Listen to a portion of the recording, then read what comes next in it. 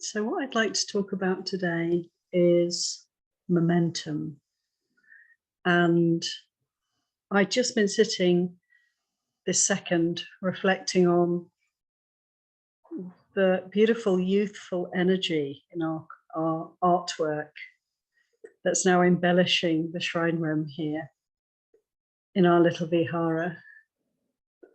And also, reflecting on the other end of life, the old age, sickness and death, which is always with us.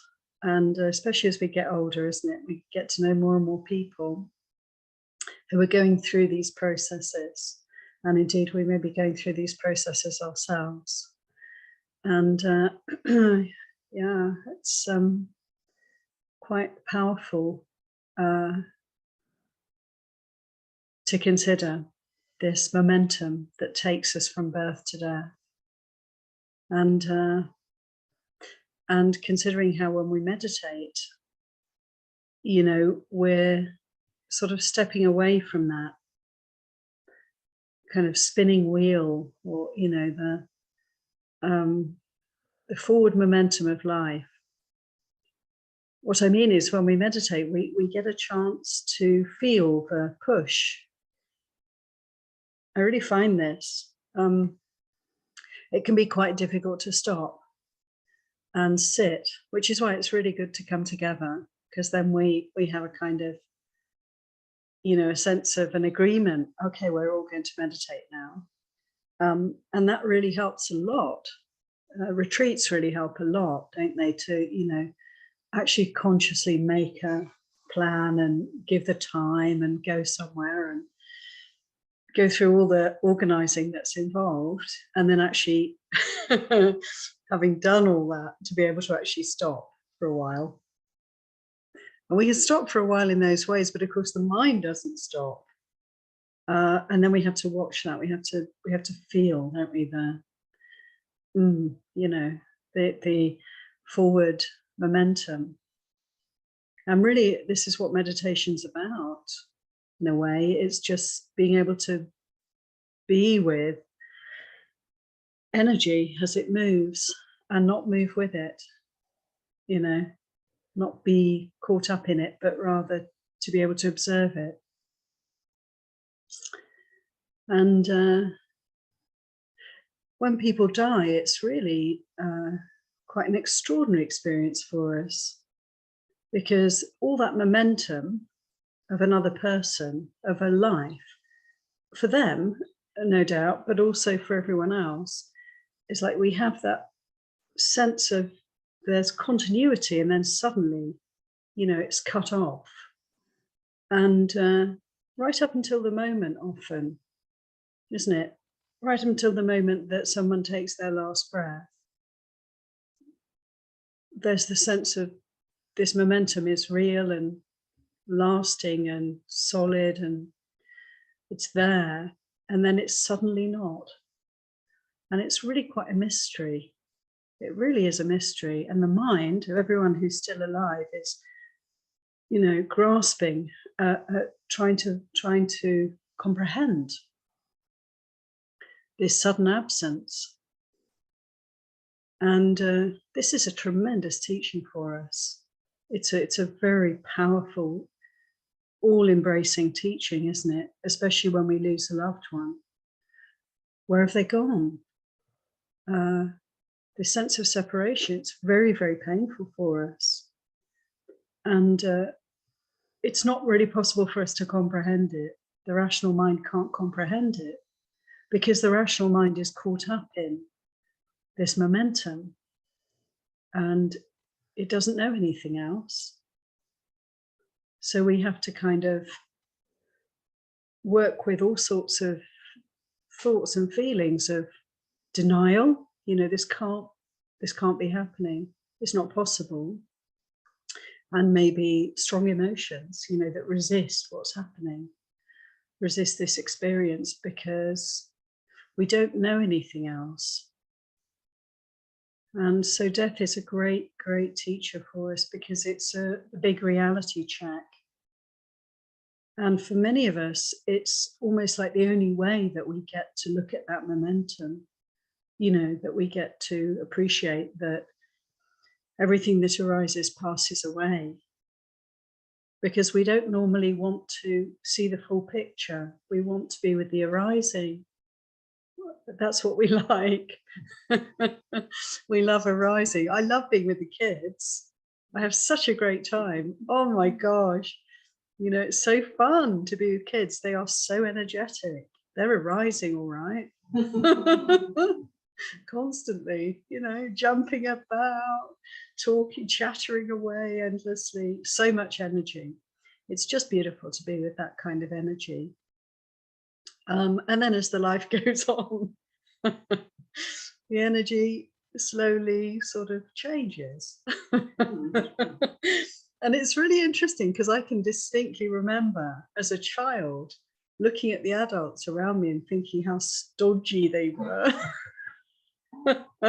They're so slow and cumbersome, you know, they can't do much. And they just didn't have this energy. I'd be running and they never run.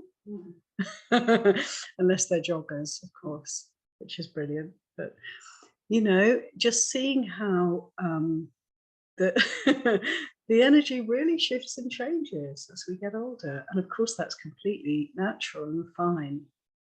And we have the gravity, the depth. You know, there's a profound deepening as we get older.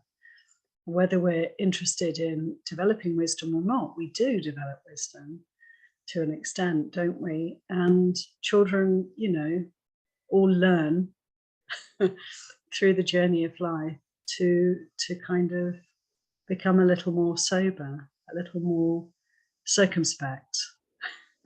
Life really teaches us, and there's a kind of, yeah, there's a wising up that happens. And so the energy that's slowly dissipating through life, it turns to other things. And in fact, older people who have wisdom and who have lived very full lives, who've had a lot of life experience, there's a tremendous kind of depth, and the energy kind of goes inwards, doesn't it? We don't lose energy in a way. It just turns in different directions. But arising is so attractive for us, and endings are so difficult. And it's very interesting then that the Buddha's teachings are a kind of counterbalance to this. And they can feel really counterintuitive, really strange at first for us. For instance, the Buddha's teaching that we chant at funerals, and when somebody's passed away, if we're remembering them, this is a really helpful chant, the Anicca chant. I'll just give it now because it's very short. It goes like this. Anicca vata sankhara upadavaya dhammino upajito anirujanti te samupasamo sukho. And we usually chant this 3 times. And it's a beautiful verse that's expressing reality for us, saying that anicca vata sankhara, all conditioned things are changing, are impermanent, don't last. Upada vaya dhammino, upada, they arise, vaya, they last for a while, and they disappear, they cease. All things, all dhammas arise and pass. Upajitva nirujanti. Everything that arises passes. So it's like a repetition of that teaching. Listen, everything that arises passes. All that arises passes away. Te samupasamo sukho. And in the passing away, there is bliss, there is happiness, there is release. Sukha is happiness. So, yeah, it's quite interesting to consider. He's not saying in the arising there's bliss. No, it's the ending that's bliss. And after all, the goal of the spiritual path is nibbana, isn't it? What does it mean? Some people, some great scholars like Bhante Sujato, who's done a lot of the translations in Sutta Central, the Sutta translations, he translates the word nibbana as extinguishment.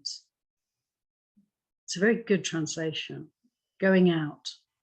Because the Buddha said nibbana is like a candle that's burning, dependent on the wax. And as we know, candles burn, burn, burn, burn. They get to a point where the wax diminishes, diminishes, diminishes. There's just a tiny little stub left. The wax runs out and the flame goes out. They burn dependent on the fuel. And then when the fuel's extinguished, the fuel's run out, the flame goes out. And people would say to the Buddha, what happens to you after death? You're a Buddha, you're fully liberated. What happens to you after death? Or what happens to anyone after death, indeed? And the Buddha said, well, in my case, it's like asking the question, what happens to the flame of a candle when the fuel has run out? It's a wonderfully mind-stopping image, isn't it? It's really wonderful. Where does it go? Well, it's just gone. In the case of anyone who's not fully liberated, all of us, it's like, where does the candle, where does it go? It goes out, but there's still some wax, there's still some fuel. So does that candle completely go out? Well, no, it just moves elsewhere. It continues. It continues. And yet, you know, when we lose loved ones, when we lose those who are dear to us, you know, we do wonder about these things. So where have they gone? Where is all of that? And we know very well that, you know, the body, well, we can see, if we were to watch, we would see, and we know anyway, through understanding, through inference, we can say, what happens to bodies when they die. We know that they change. They change really rapidly, don't they? And they certainly no longer have that sense of that person. That seems to go quite quickly. It seems to go. I remember when my grandmother died, I was in New Zealand and she was in the UK, and I flew back, and I was fortunate enough to have the chance to see her body after death, before she was cremated. And it meant a lot to me because, as probably we all can relate, you know, you can't quite believe what's happened. It seems so astonishing that someone should suddenly not be there, that, you know, it's really helpful to actually touch, see, feel, breathe in the reality of the corpse that's there after death, so that you can begin to accept, isn't it, the reality of the situation.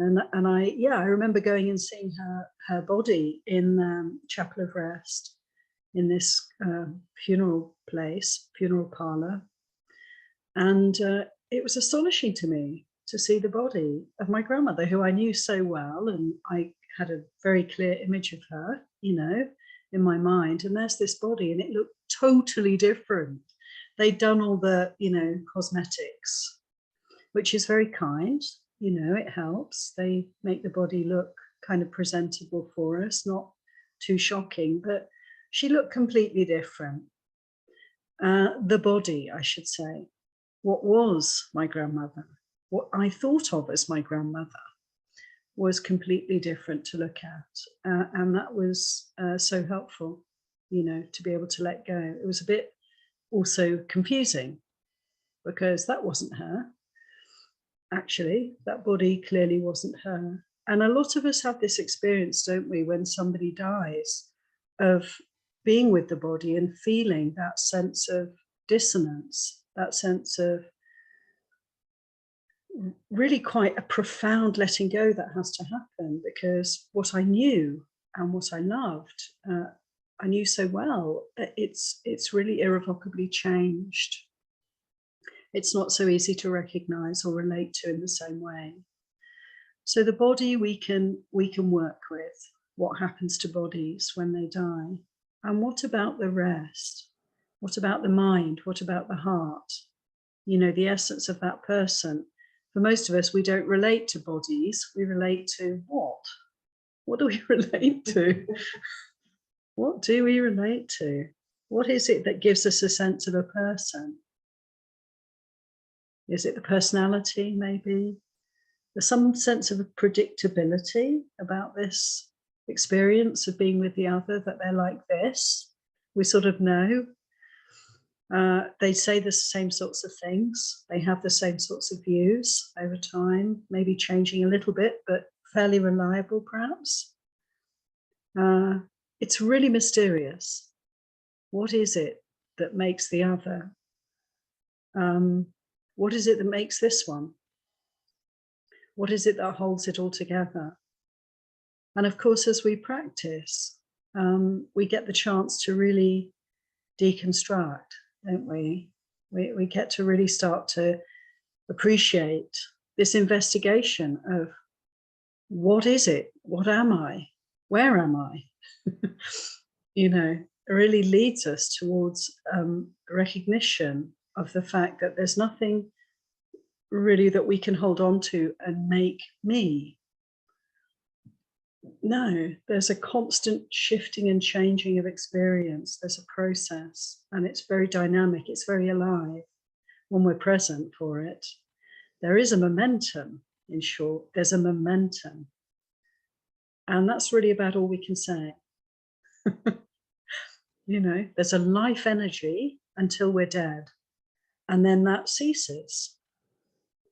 And, you know, it seems like such a huge shift and change when the time of death comes for us and for those who we witness passing away. But when we practice, we can start to really appreciate that there's this incredible change going on actually all the time. There's nothing really very lasting about these different ways in which people, we and others, manifest in the world.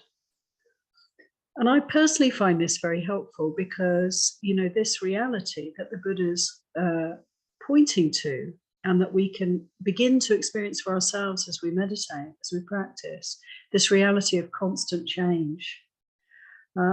You know, because things are impermanent, because things are constantly flowing and changing, the self that we're seeking, the self that we're creating, and the other that we create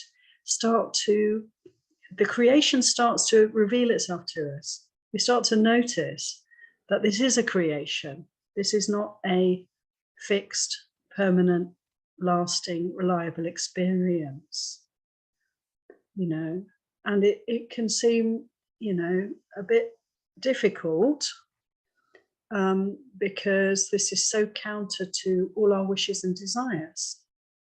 You know, we want the other, we want to have relationships, and we want them to last, and we don't want things to end. We're addicted to arisings, you know. We love arisings. But actually, when we start to really get to know reality, investigate Dhamma, we can also begin to appreciate endings, you know, because endings are happening as much as arisings are happening. And they're happening all the time. They're happening all the time. And in their ending, there is happiness. So we can start to appreciate the extraordinary truth that actually letting things go, letting things end, seeing the end of things around us is actually very fine. It's actually it's a very releasing experience. There's freedom in that. And to even begin to kind of backtrack, look back over our lives and see that what's actually causing suffering for us is when we hold on to things, to people, you know, to our sense of self, to memories. When we hold on, that's a source of suffering for us. But, you know, when we can actually allow things to flow and kind of have hands-off, mind-off approach, be present, enjoy the moment, the fullness, the richness, the completeness of the moment, you know, we can then appreciate the arising and then the passing, the arising and passing. It's full, it's complete. And we can even look back on our memories and enjoy what was without having to kind of try and recreate it, without having to feel sentimental about things, without having to feel a sense of loss, lack and loss. We only feel a lack and a loss when we're not present. If we're present, everything's here for us. Everything's always here for us.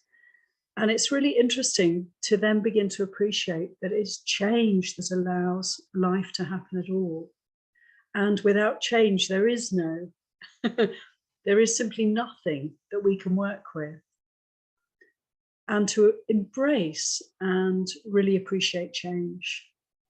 So even as good moments arise, we're almost like they've passed already. They've passed already. Everything's passed already. Even as we enjoy our loved ones, our time with them, they've died already. We've died already. We are arising and passing every moment, and so are they. And so is everything.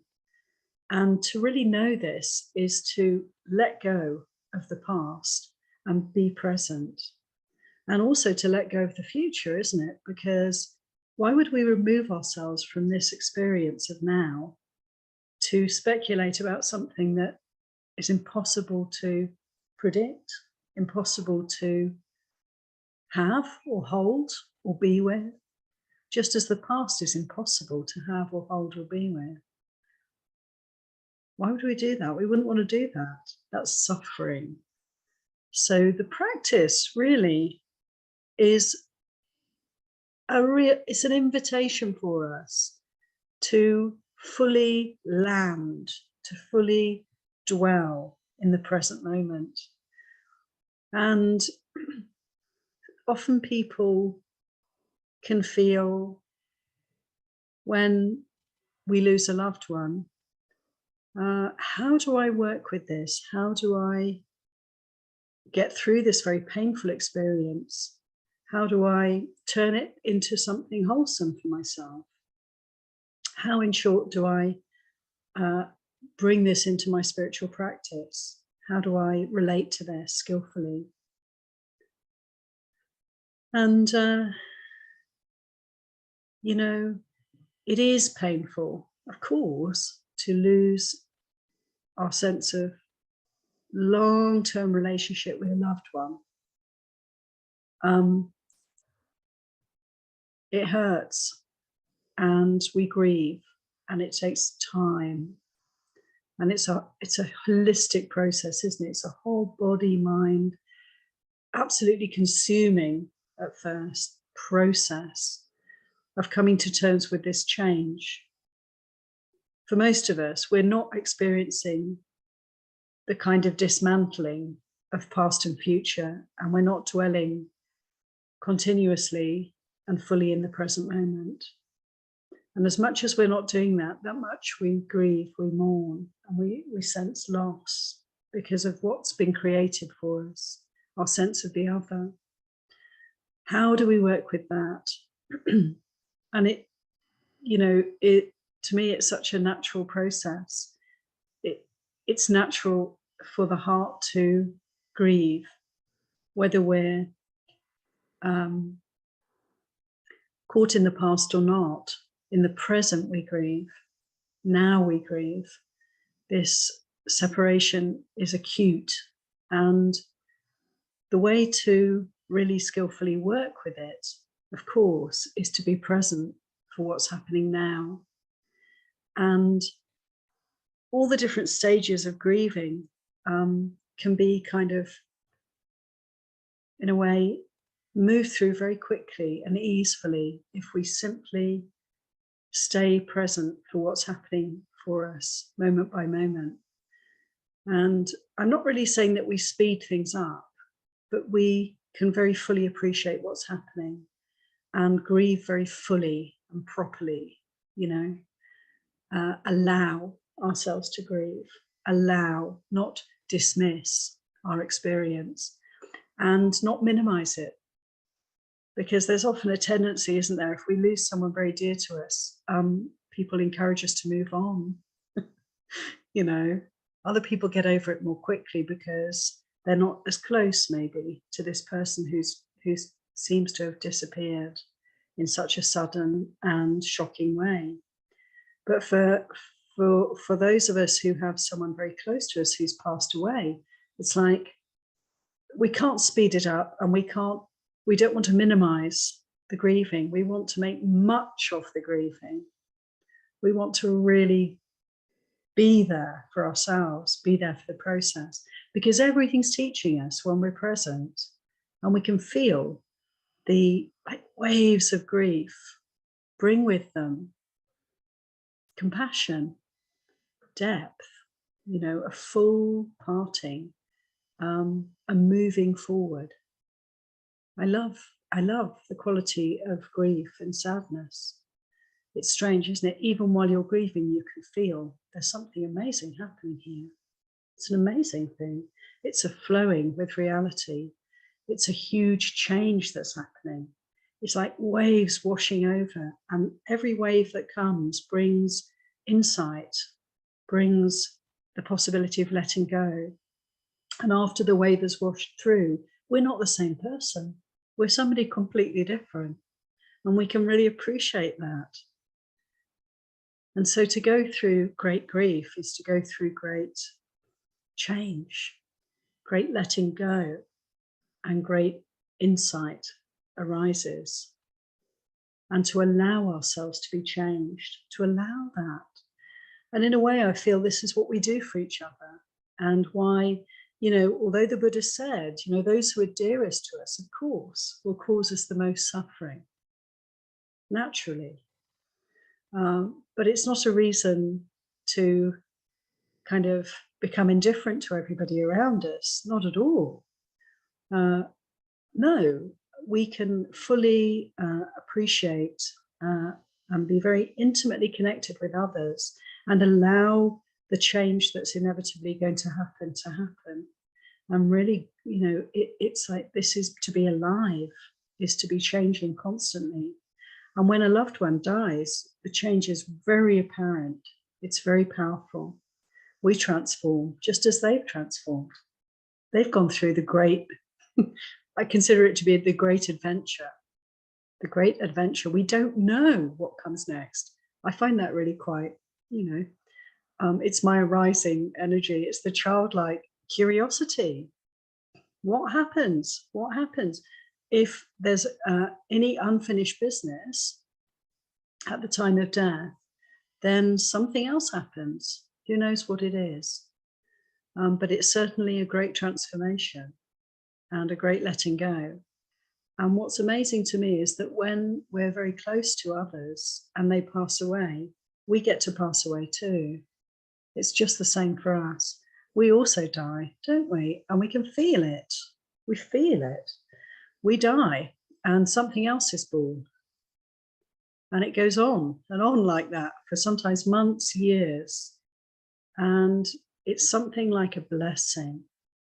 It's really to be really fully touched by the other, you know, and to recognize that this kind of transformation is always available for us.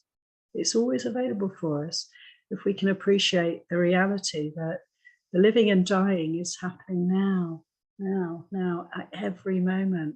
If we can fully let go, we can fully move forward, and life can fully live itself.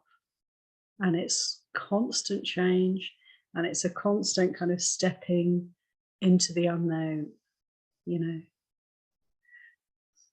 Another great thing that the Buddha really helped us with in terms of how to relate to the passing of the loved ones, our loved ones, is the sense of how to channel our energy.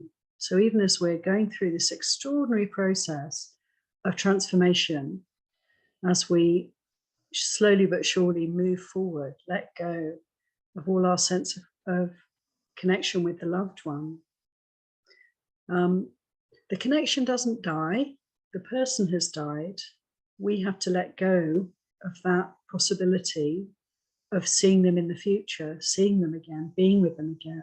But the connection, of course, continues and changes and grows in a way. And the Buddha was really encouraging how to channel this energy, this connection, in good ways. And the concept of sharing merit is a really beautiful way that we can work with the difficult period of transition, to have thoughts and memories and feelings around the departed one coming and going constantly for us can be quite painful, because the overriding feeling is one of loss and lack. So what do we do with that? We bring our energy to bear on doing good, on making merit, on being generous, working, giving, thinking of ways to help others, those who are still alive. And in family life, it can be a given. This is what people do. They turn to those who are left, the other family members, and often family relationships can be strengthened by the loss that everyone's sharing, can't they?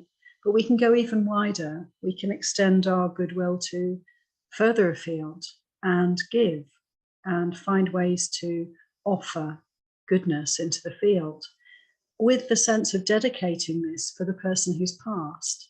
So we bring them in. We bring in our sense of what we've lost and channel it in this beautiful way of, bringing it to the joy of giving, bringing in the happiness of generosity.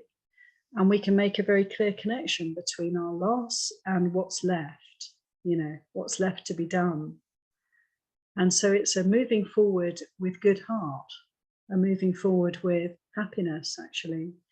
And even as we work with the grief, the inevitable natural grief that's felt, we can balance it with something that's moving into life, moving into what is, moving into arising and passing.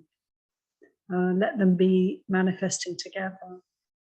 And so the opportunity to make merit and to dedicate the goodness of our energy, our benevolence, our generosity, to dedicate that in memory of the one who's no longer able to do that, And in Buddhism, there's a whole tradition of this kind of giving at the time of death for somebody at various intervals of time after they passed away, 50 days, 100 days, a year, and so forth. We find ourselves wanting to bring them to mind and have a day of just really dwelling with them again and making offerings, being with family, with a focus on, that there's loss, there's also celebration of the person who was. If it wasn't for that person, we wouldn't be here, together. They're still kind of with us in that sense. And a celebration of each other and the shared story, All of these things can bring great joy. And so for me, there's a very amazing kind of interplay between the truth of the way things are and the way we feel right now about the way how we perceive things to be. And there can be a kind of journey from the way we perceive things to be and the way we feel right now to this ultimate peace and happiness of seeing things clearly, seeing the way things are. And it's a very fine journey, and it's a journey to appreciate. And it doesn't require us to find any fault or have any problem with the way things are right now.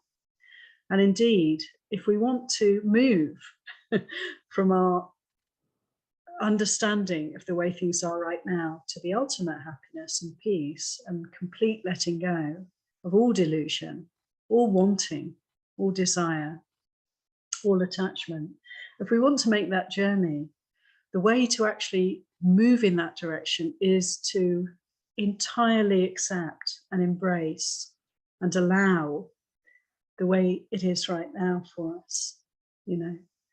And so to be with whatever we feel and fully respect and be willing to be with ourselves, you know, however we feel. This is the journey. This is the way that takes us to greater understanding. And I love that. I love that because we can't, you know, we can't make ourselves liberated. We can't make grief disappear. There is actually nothing to grieve. There is nothing that dies. That's the truth. There's nothing that's born and there's nothing that dies. There's just this constant change. And to really be able to be fully open to that is to live in the present. And it's just fine. It's just very fine to see the arising and passing and to have no kind of, how to say, need to make things any different from the way they are. But we can notice if that's not always the case for us, can't we? And in noticing where we might be holding and grieving and reminiscing and feeling sadness and have a very strong sense of the other and a very strong sense of ourselves. This is our Dhamma. This is our truth. This is the way things are right now. And we can fully appreciate and really dive into whatever we feel and allow it to move through us. And this will take us to a more and more rich, full sense of the beauty and fullness of the present moment, where actually there's nothing and nobody missing. There's nothing and there's no absence. There's no emptiness that needs to be filled. There is a kind of ultimate emptiness of no personhood, nothing and nobody to grasp. And we just get to really dwell more and more fully in this place of momentum, of just seeing the constant shifting and changing. It's a beautiful process, life in the raw. Anicca, you know, impermanent, anattā. There's nothing holding together. There's nothing that we can say is belonging to me, that is me, or that is the other, that lasts even for a moment. And, you know, this sense of dukkha arising when we find ourselves trying to catch onto something in this incredible flow, and just to keep noticing that movement, moving towards, moving away from, noticing that movement and allowing that movement to subside, just letting it go, and going with the flow of life. This is our journey, and our beloved ones who leave us, who die before we die, in many ways they can be our greatest teachers, because they really, the power of their passing gives us this incredible opportunity to see. It's like a window into reality, the reality that we can't hold to anything, and that, of course, everything that arises must pass away. And slowly but surely we can come to this place of recognizing the beauty of that, that it's perfectly okay, that it's nature. This is Dhamma. And I'm also Dhamma. This I can sort of fade into, fade away gently, and only Dhamma is left, only truth, only nature. And nature, flows beautifully in its own way. We simply have to allow that. And all the pain, all the suffering, all the emotional turmoil that we experience is simply pointing us in the right direction. If we're willing to be with it, stay with it, allow it, it will lead us to this place of peace and ultimate letting go and happiness. So I think that's enough on the topic of momentum. Anyone?